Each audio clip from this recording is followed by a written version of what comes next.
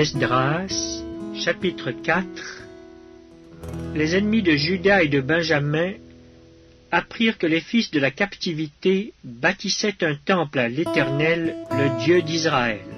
Ils vinrent auprès de Zorobabel et des chefs de famille et leur dirent: Nous bâtirons avec vous, car comme vous nous invoquons votre Dieu, et nous lui offrons des sacrifices depuis le temps d'Esarhaddon, roi d'Assyrie, qui nous a fait monter ici.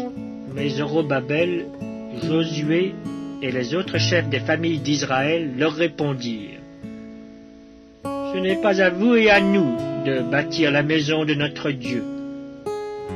Nous la bâtirons nous seuls à l'Éternel, le Dieu d'Israël, comme nous l'a ordonné le roi Cyrus, roi de Perse. Alors les gens du pays découragèrent le peuple de Juda. Ils l'intimidèrent pour l'empêcher de bâtir, et ils gagnèrent à prix d'argent des conseillers pour faire échouer son entreprise. Il en fut ainsi pendant toute la vie de Cyrus, roi de Perse, et jusqu'au règne de Darius, roi de Perse. Sous le règne d'Assuérus, au commencement de son règne, ils écrivirent une accusation contre les habitants de Juda et de Jérusalem. Et du temps d'Artaxerxès, Bishlam, Mithredate, Tabéel et le reste de leurs collègues écrivirent à Artaxerxès, roi de Perse. La lettre fut transcrite en caractères araméens et traduite en araméen. Rehum, gouverneur, et Shimshaï, secrétaire, écrivirent au roi Artaxerxès la lettre suivante concernant Jérusalem. Rehum, gouverneur, Shimshaï, secrétaire, et le reste de leurs collègues, ceux de Din, d'Arphasatak, de Tarpel, d'Apharas, d'Érec, de Babylone, de Suse, de Déba, d'Élam, et les autres peuples que le grand et illustre Osnappar a transportés et établis dans la ville de Samarie et autres lieux de ce côté du fleuve, etc. C'est ici la copie de la lettre qu'ils envoyèrent au roi Artaxerxès. Tes serviteurs, les gens de ce côté du fleuve, etc., que le roi sache que les Juifs partis de chez toi et arrivés parmi nous à Jérusalem rebâtissent la ville rebelle et méchante, en relèvent les murs et en restaurent les fondements. Que le roi sache donc que si cette ville est rebâtie et si ses murs sont relevés, ils ne paieront ni tribut, ni impôt, ni droit de passage, et que le trésor royal en souffrira.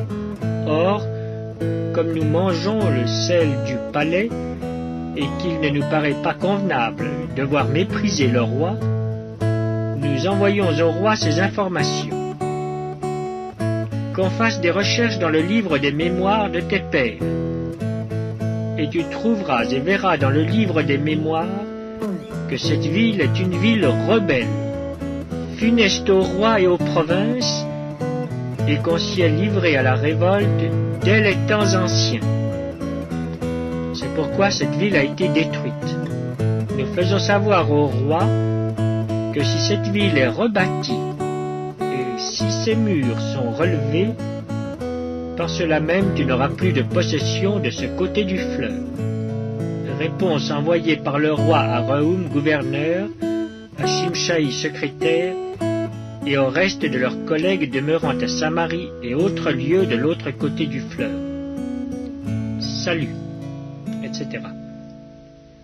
La lettre que vous nous avez envoyée a été lue exactement devant moi. J'ai donné ordre de faire des recherches. Et l'on a trouvé que dès les temps anciens, cette ville s'est soulevée contre les rois et qu'on s'y est livré à la sédition et à la révolte. Il y eut à Jérusalem des rois puissants, maîtres de tout le pays de l'autre côté du fleuve, et auxquels on payait tribut, impôts et droits de passage. En conséquence, ordonnez de faire cesser les travaux de ces gens, afin que cette ville ne se rebâtisse point avant une autorisation de ma part. Gardez-vous de mettre en cela de la négligence, de peur que le mal n'augmente au préjudice des rois. Aussitôt que la copie de la lettre du roi Artaxerxès eut été lue devant Rehoum, Shimshai le secrétaire et leurs collègues, ils allèrent en hâte à Jérusalem vers les Juifs et firent cesser leurs travaux par violence et par force.